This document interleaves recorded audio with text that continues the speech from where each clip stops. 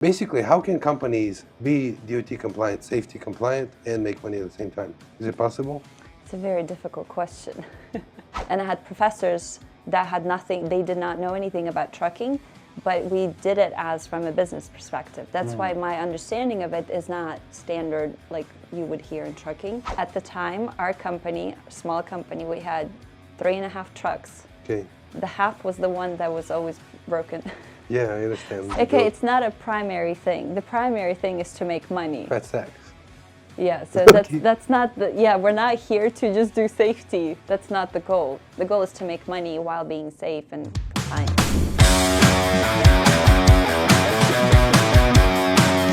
What's up, guys? My name is Mike. Obviously, today I'm in the studio with a very important person in the industry. She has been in the industry for a really long time, 12 years, and she primarily focuses on safety. She, at some point, was a part of a trucking company where she was part of the operations day to day, and then eventually she just full-time became a safety manager and a safety consultant. So I'm gonna spend some time today interviewing her, asking her some questions, and if she has any questions for me, she can ask. Guys, this is Natalia. In the beginning, only seen her on the internet, right? Either other people tag her or her collaborating with others, but up front right away, it was glaringly obvious that she does safety, and obviously it's in the description that she's a consultant. So me and my brothers, we had a really bumpy start, and we didn't really, I guess, understand the importance of safety up front. And but now that we've been in it for about 4 years, we know that things can get really ugly when you don't do it, when you don't care about it, when it's on the back burner, and when you don't focus on it. So I'm excited. So welcome to to the podcast, Natalia. Thank you. Briefly, what is your background?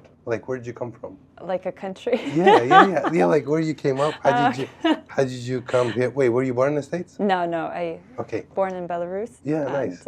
Yeah, so it's been a few years. I've been here for a while now. How old were you when you came? Okay, and then you're gonna do math. Oh, it's okay.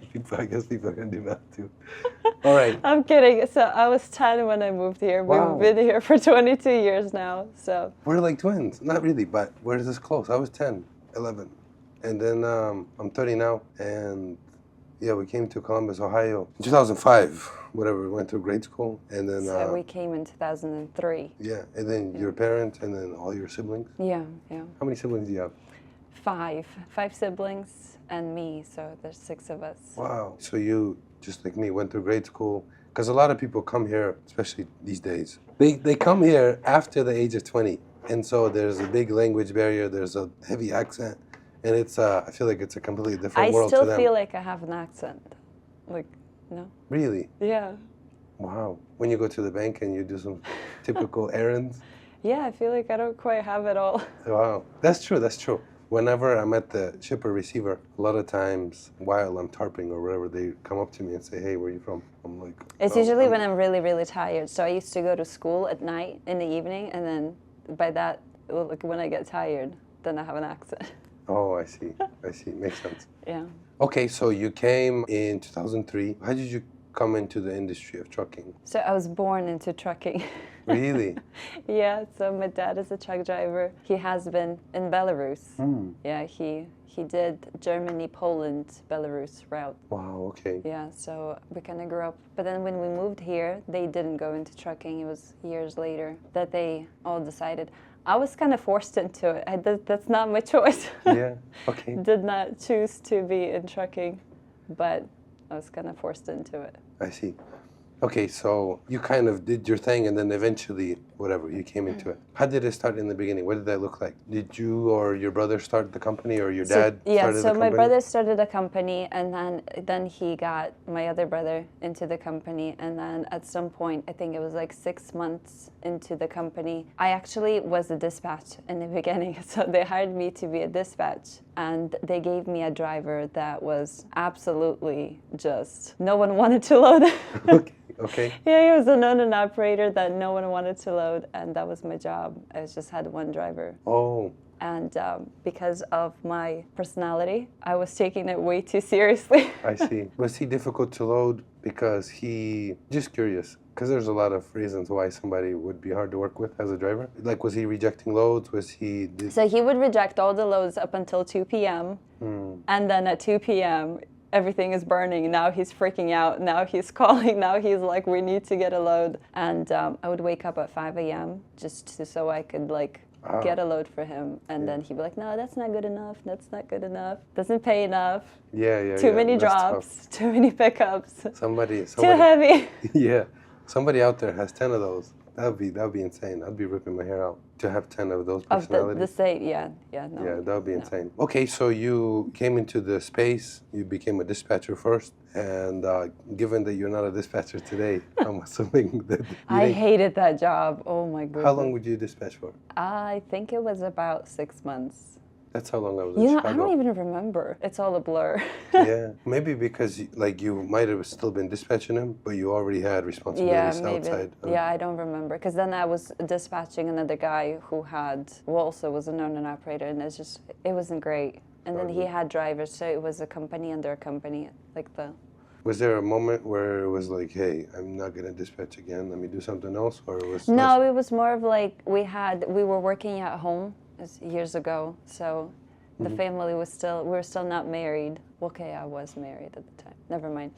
But we were working in the home office, and there's all this paperwork. Yeah.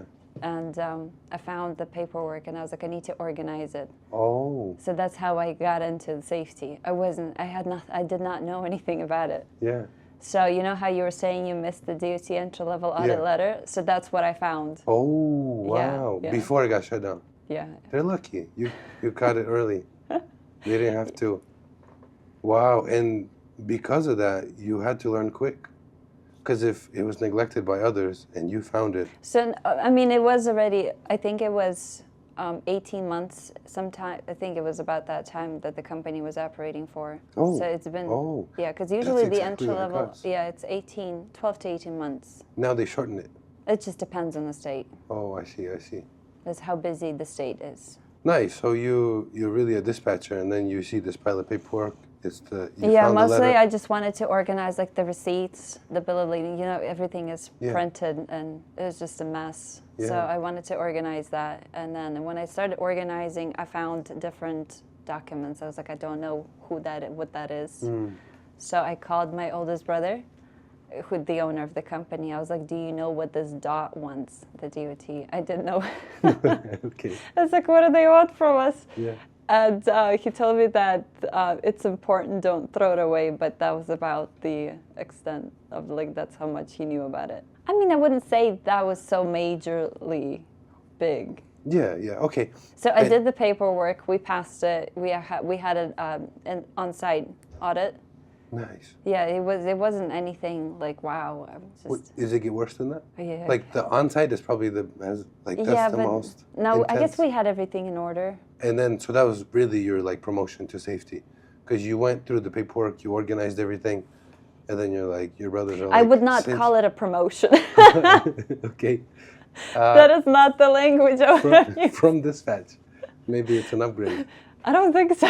Yeah, it's a lot. It's a downgrade to the safety. Nobody wants to do safety. I'm curious why you had the curiosity to go through it. Right? I just like things organized, and it was not organized. I see. And then you did safety with them for how long? So that was about, I would say 5 to 7 years. I can't remember when I started doing it. So it was 5 to 7 years of actually safety. I stayed with the company for 7 years. So I don't remember much. One company, just family business, and then eventually. Yeah. How did you transition to what you're doing now? Like from what I understand, you're a full-time safety consultant, but that obviously is very different than what you were 5 years ago. There were many factors okay. of moving. I don't know. Do you remember the final straw? You were like, hey guys, you're on your own. I can't do this. It was working. So there was a moment where at one point the question was, what do you do at the company?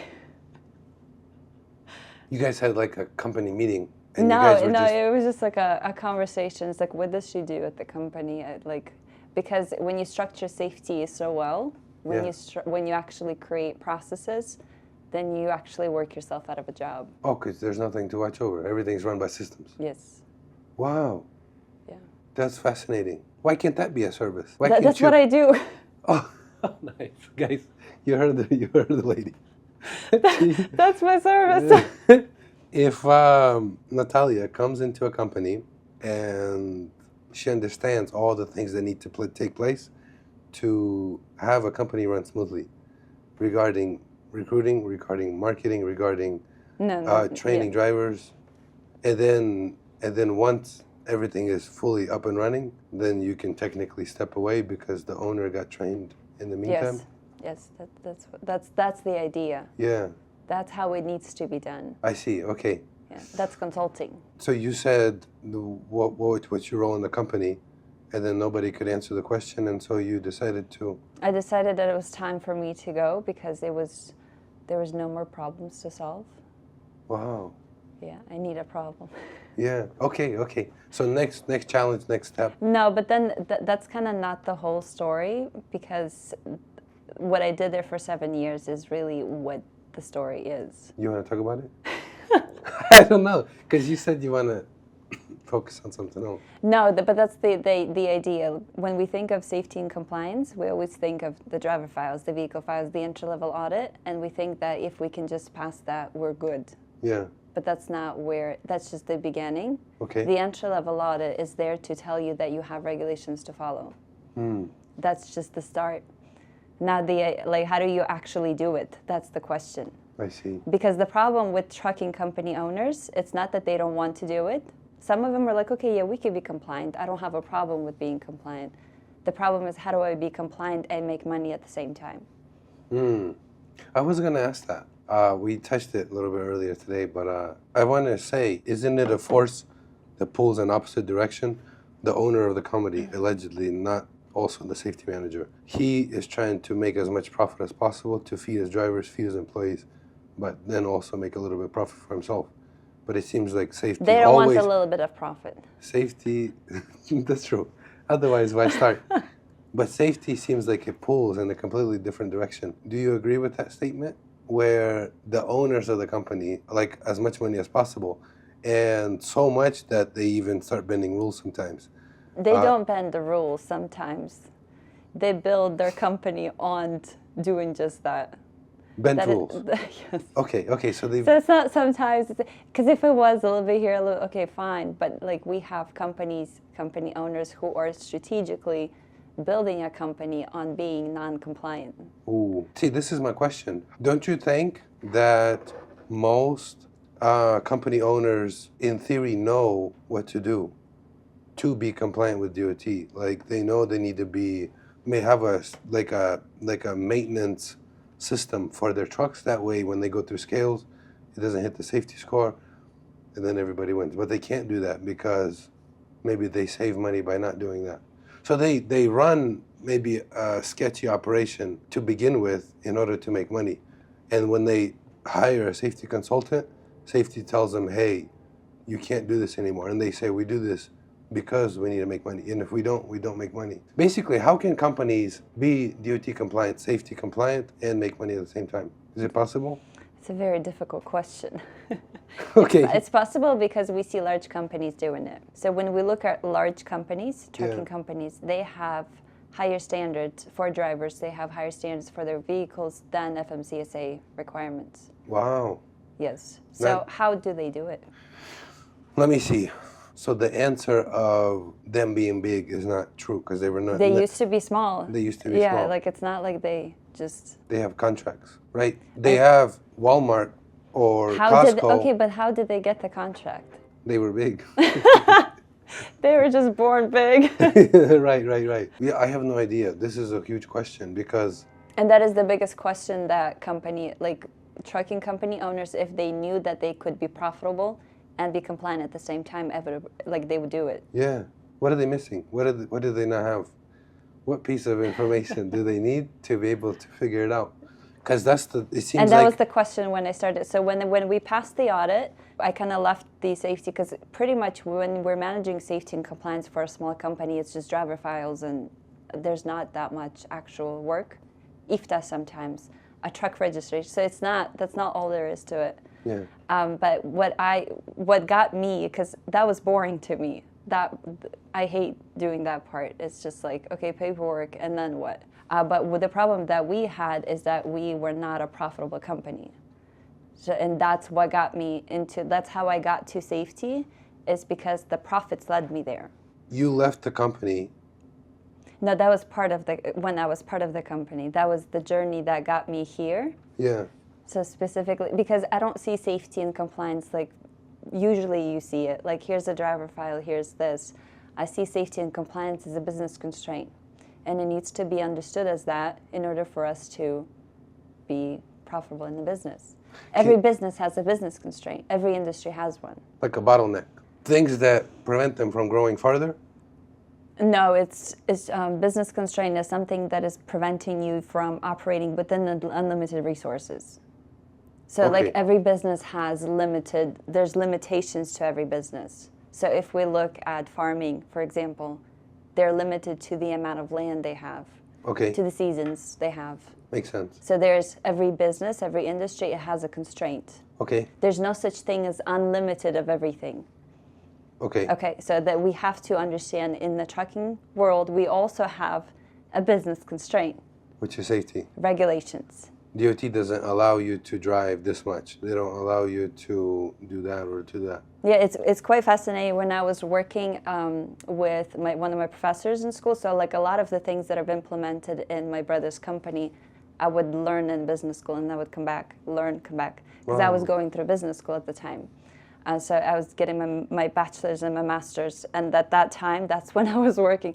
So I would learn a piece of information, and I'd be like, okay, we need to try this, learn it, try this. So there's like a 5 years, 6 years of going back and forth. That's really cool. And this was for their company, for their DOT. So once you started your consulting firm, you had all that knowledge. Yes, yes. Wow. So I had a playground That's where great. I could test, and I've tested a lot of different things. And I had professors that had nothing, they did not know anything about trucking, but we did it as from a business perspective. That's why my understanding of it is not standard like you would hear in trucking. Yeah. It's because I didn't learn from the trucking industry. I learned from school. I see. So then I would bring them a problem, and they wouldn't be looking at it, oh, how would you fix that in the trucking?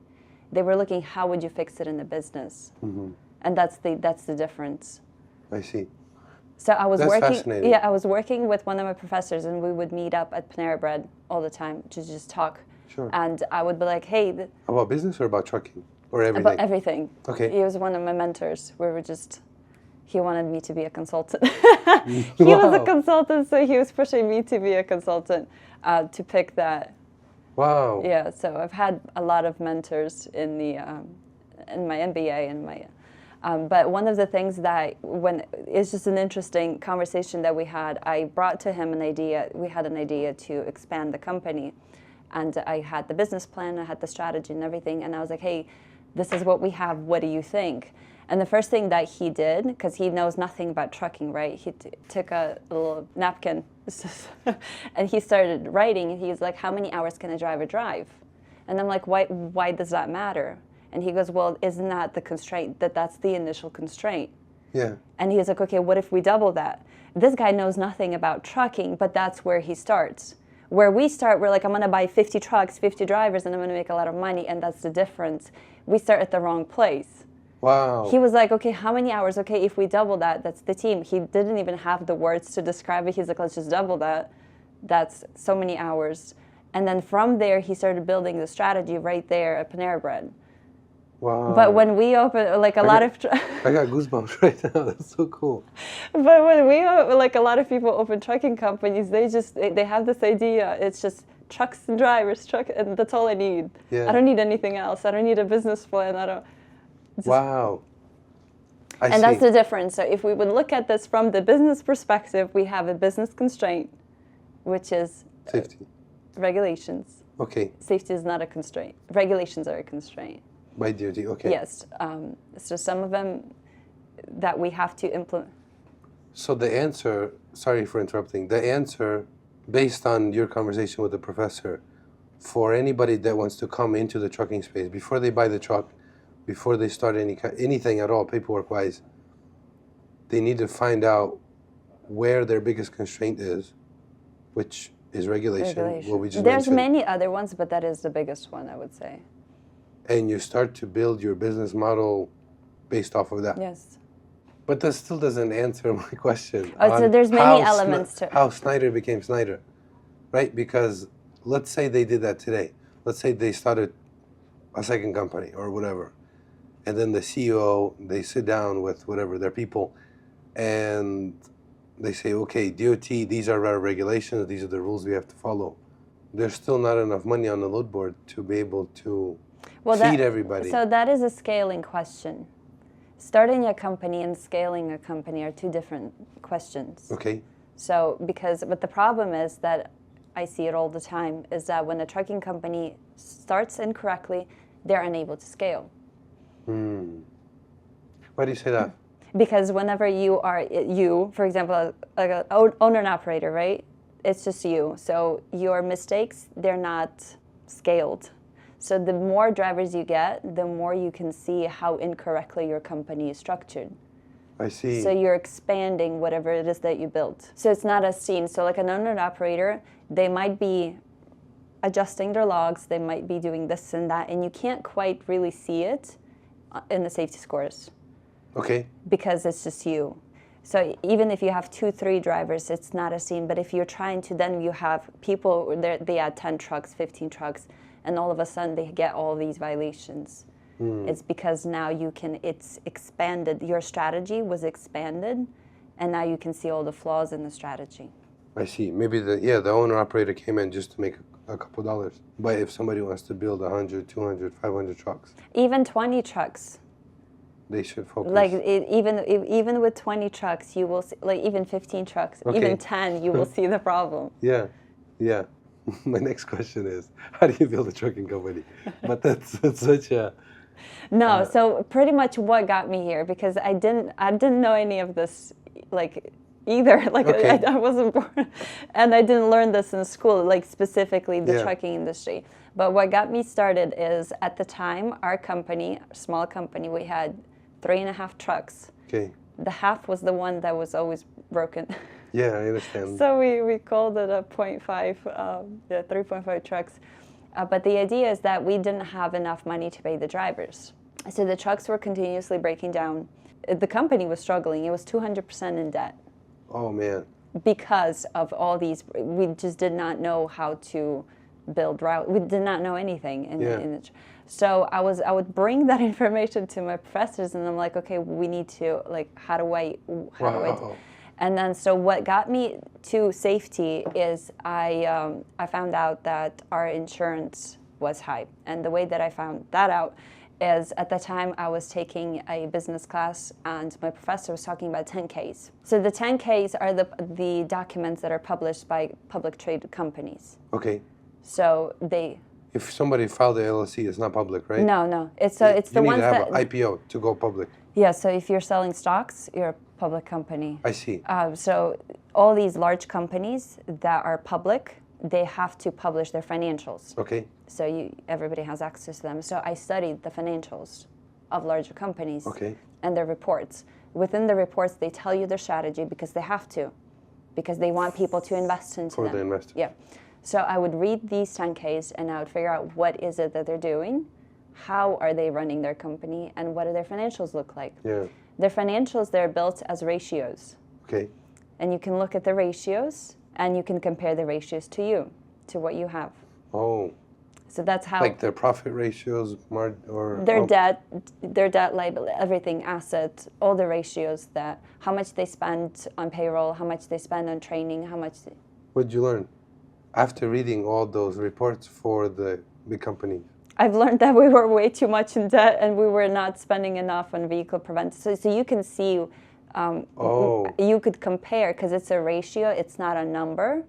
So then you calculate the same ratios for your company. I had to set up our accounting department to do that, because we did not have an accounting department. Wow.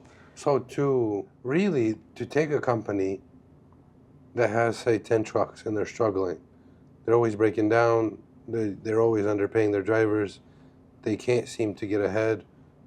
Best thing to do is just to start over, and... They can't start over. They already have a company. Okay, well... It's like, how are you going to start over? It's hard to fix, right? Because you're saying our ratios were off, too much debt, and... I mean, we fixed it. That's the good part, is we fixed it. Oh, nice. By the time when I left, we were at 30% debt, which is the good That's percent. good. Yeah, that's a good percent of Yeah. debt to be in. Wow. Some are more risk. Some companies like to have more debt. Some like to have less. But 30% is about the. What do you say to the companies that only want to like buy with cash?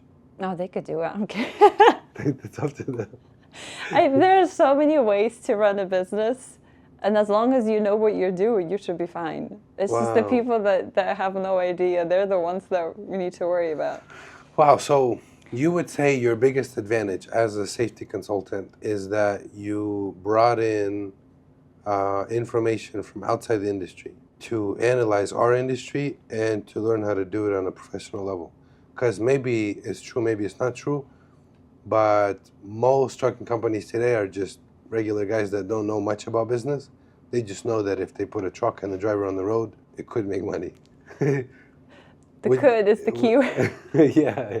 Would you say that that is the biggest advantage, is that you have an MBA and you know how to look at the industry from a different angle? The advantage is that I can prove to you, I can sell to you safety as the owner, and that's the idea. Oh, I don't understand. Like I can make you want to do safety in your company. Oh, okay. I can sell you the idea of safety because I understand how it affects your profits. So if I can explain to you how it affects your profit, you're going to go do it. Oh. And that's the key. The key is not that we don't have safety managers that know how to do it. The key is that the owners don't want to do it. So the idea is that I have to prove to the owner that they need to do it. And I can do that. Yeah, that you convert them into law-abiding citizens. That is interesting. What's the first step usually in the company? Like you have a new client. They're saying, hey, we need help. We just can't figure it out. The first step is to change your mindset. But specifically the owner, because he makes the decisions, he steers the ship. What kind of decisions? Just that it's mostly mindset. It's the way you perceive safety. It's how you think. You know how, like in business, it's all about your mindset. You're not making money because of your mindset. It's not because the market is this or that. Because in any market, everybody's always, not everybody, some people are always making money regardless of what the market's doing. Yeah, so why is that? So, so a mindset adjustment is the first thing that the owner needs to do. But that's so wide, so vague. Like, does he need to go meditate? Or what do you mean a mindset adjustment? I kind of get it, but no, so they need to understand how it affects their profits. Because we're all in business to make money. Yeah. And like if you can understand how it affects your profits, then you will actually do it. So the idea is not that people don't know what to do, is that they don't know how to do it while being profitable. And like that's the key. If a person can understand that, then they're able to actually implement it. Because when you look at and that's kind of how I got to the safety scores, is that when I figured out that we're not making money, our profit margins were really low compared to the industry standards in the companies. I was like, okay, where are we losing the money? So it was a lot accounting in the beginning, and I found out that we were spending a lot of money on the insurance. Okay. So most of the profits were going towards insurance.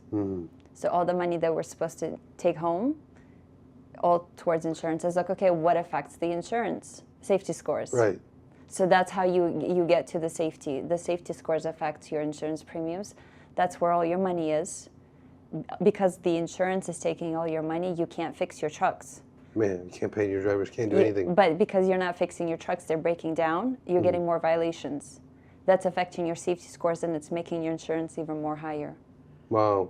So then you are stuck in this, and that's where we were. At one point, we had insurance so high that all of the owner and operators that ruined their safety scores, they said, never mind, we don't want to work with you guys. So they all left at the insurance renewal. Yeah. And we stayed 2 years. It took us 2 years to recoup from that. Yeah. That's a win, though. You got rid of the bad potatoes, right? The owner operators that don't care about the safety score. Yeah, but it just takes you years to that's why I don't think everybody should be working with owner and operators. Wow. Generally speaking, Unless people should start with company assets and just stick with that.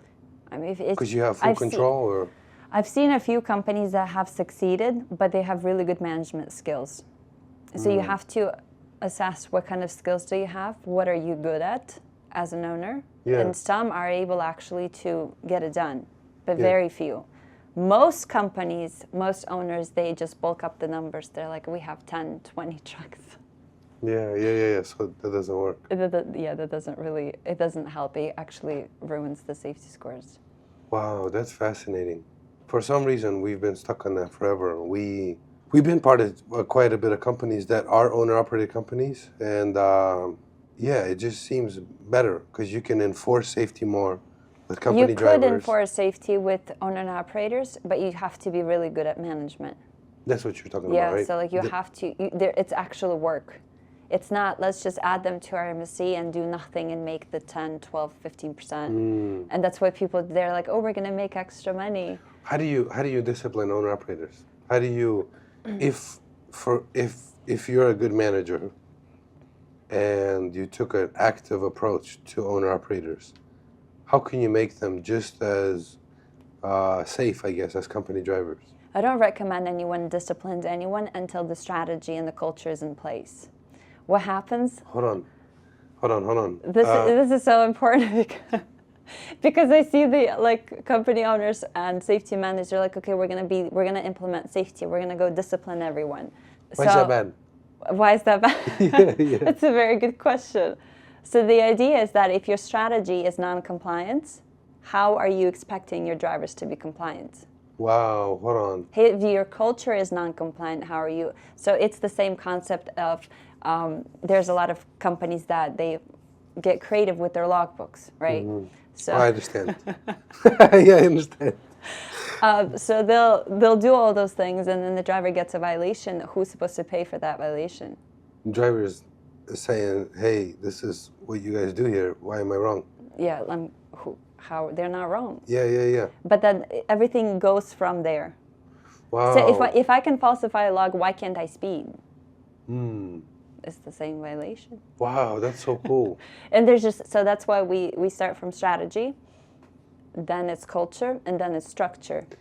That means you can't cut any corners. Because if you're saying you can't just start handing out punishments to all your drivers. No, you can't. If you expected them to break the law in the first place or break the rules, that's it. I think that's your only option is to park the truck for 30 days, fire the old crew, because they're so used to it's possible to change the whole process. Culture. Some will leave, some will stay, but before you do culture, you have to do the strategy. So it has to be, it specifically has to be done in this process. And I've tested this process many times, and I've studied it, and it has to be specifically done in that order. Because in the beginning, when I started my consulting, I would help companies with their processes, structure it in a way that it's more automated. So you have all the SOPs, your standard operating procedures, you have all the things, explain how everything's done, you have all the checklists, right? Yeah. But then it didn't really give the result that I wanted to see in safety scores. It would just adjust just a little bit, but it wasn't like results that I would be like, wow, this is so great. Yeah. So I continued testing with companies after that. So then the next part, what happened in this whole process, is that even if you have the checklist and you have the processes, if the owner doesn't care about safety, it doesn't matter what you're doing.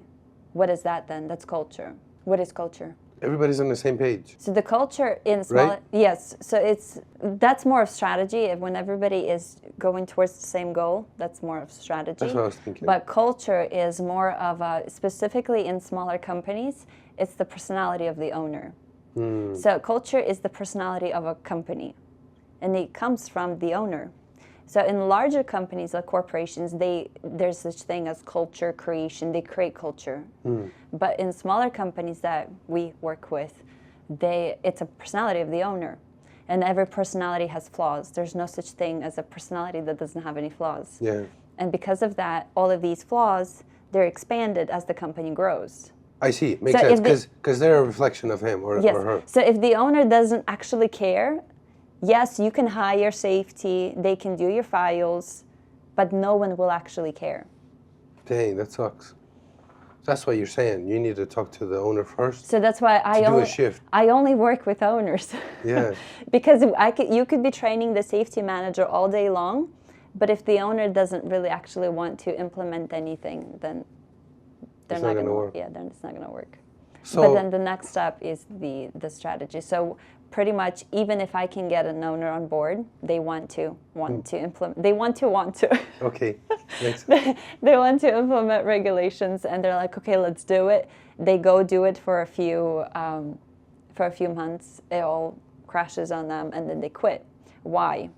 Because in order for you to implement regulations, they have to be integrated into your strategy as the business constraint that we discussed. Hold on. Why does it crash? Why do they burn out after a couple months? Because they can't make money. See, this is the problem. Yes, it is the problem. So it has to be integrated into the strategy. So when usually companies are opened, we have a strategy here, and then the safety is added on later on. Mm-hmm. It's like, oh yeah, we got to do a driver file. We got to do the pre-employment. Let's just do that. Let's hire her or him, so someone who can do my paperwork. Let me outsource it so I don't have to worry about it. Yeah. So then I have my company, I have my strategy, I have my plans and goals and ambitions here, and then we have this little safety corner that nobody wants to look. And that's the idea. So there's always the conflict of interest. The mean guys, safety. The police of The company. police of the company, they hang out. That Okay, everybody hates and avoids. so what's the next step? The next step is integrate the constraint, the business constraint that it is, Okay. to integrate it into the business strategy. So the example is this. So you could potentially, when we started running, when we started the company, we would go everywhere where it pays. You just go here, there. Yeah, go where the money You is, just yeah. go. And so when we actually looked at the profits for every truck, once I set up the accounting, we started looking at the profits. We figured out that these lanes are not actually profitable because you're losing money, your safety scores are going high, because you have to like be creative with your logbooks, and because of your safety scores now your insurance has, so you're actually not making any money. But the idea is that you understand, like my professor, you understand your regulations and you build routes around that. Strategy is who do you hire, where do you go. Its strategy is what do you say no to. Because in trucking, there's all these possibilities. You can do a reefer, a flatbed, you can go there, you can go there.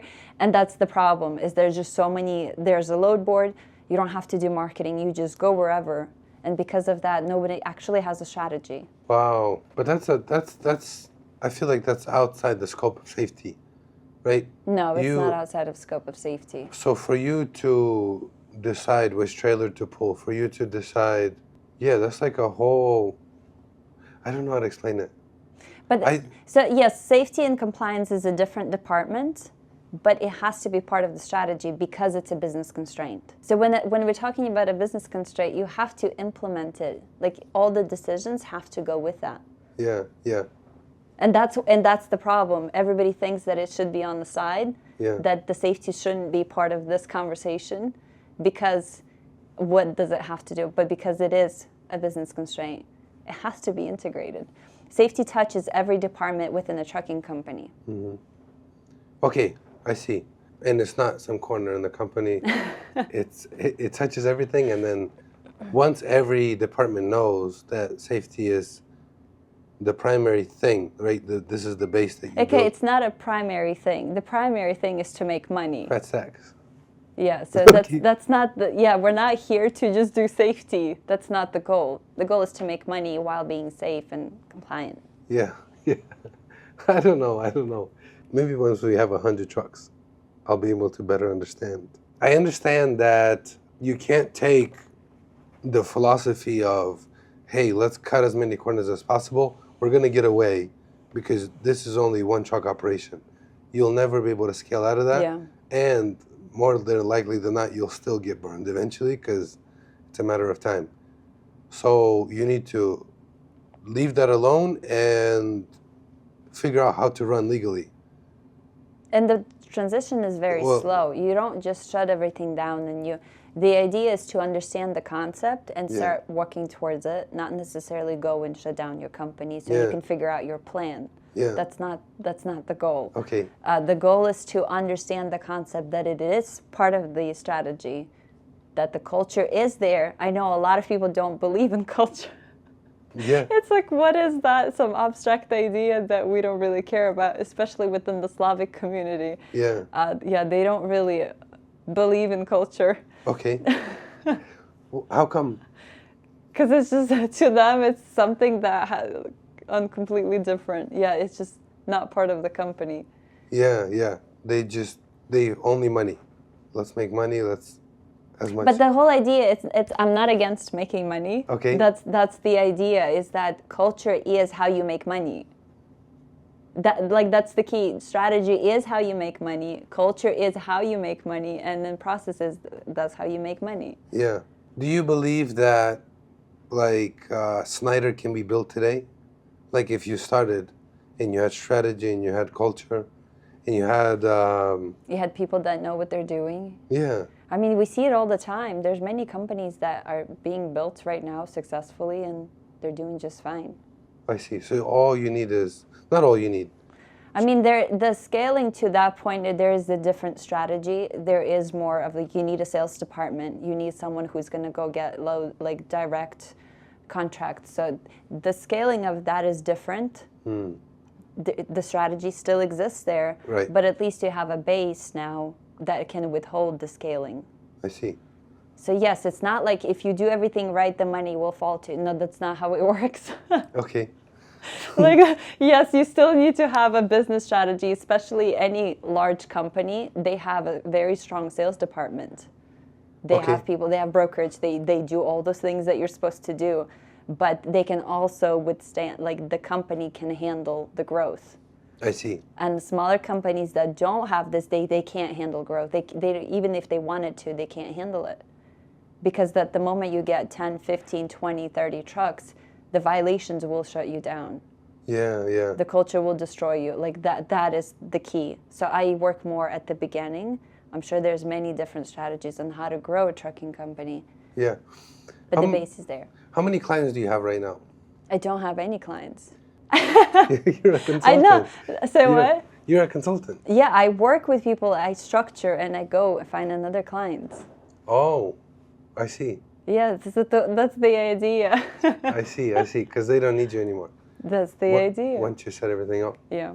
The reason you can't add 5 more trucks is because your 3 trucks that you have right now are already doing it wrong. And so your intention to add 5 more trucks would be to make more money, but really you're not scaling profit. You're scaling liability because the 3 that you have are not doing it how they're supposed to. Yeah, pretty much. And so It usually is when an owner reaches out to me, they had a smaller operations. They had like 2, 3 trucks, they were fine. And then when they added 5, 7 more, Yeah. all of a sudden they get all these violations and they're like, where is this coming from? Yeah. And they don't know why it's happening. They don't know why all of a sudden they're getting so many roadside inspections and all of that. So that usually is the root, is because you are scaling, but your foundation is not set Yeah. up correctly. Yeah, I see. If people in the trucking space, maybe the people that have been doing it for a long time, maybe the people that just got in, what can they do to find out how to build the structure, to build the right foundation? That way, when they choose to scale in the future, them adding more equipment, more driver's trucks would be okay, or it would be supported by their pre-existing good structure. Where can they Where learn? can they go to learn how to do that? So that's the reason why I wrote the book. Okay. I've been working on it for the last 5 years, Okay. where I studied and I tested different methods of the structure, the strategy, and the culture. Yeah. And now it is almost ready, and it should be published in a month or so, where it defines all of the things that a company owner needs to understand and how he needs to, or she need to, work with the parameters of a trucking industry and how to make money. Wow, that's really cool. Awesome, guys. I've spoke to Natalia for over an hour now, and like she said, she's been inside of a company as a safety manager, dealing with the day-to-day problems, so she knows that side of it. But also for about 7 years after that, she has been working with countless of companies, trucking companies, where she recognized certain patterns, good patterns, bad patterns, and based off of that, she wrote a book. She wrote a book for people to know where to start, what to do, what an ideal company should look like, and where not to step. You know what I mean? That way you don't have to lose 5 to 10 years on each mistake. You can learn from her experience. So where can they find you?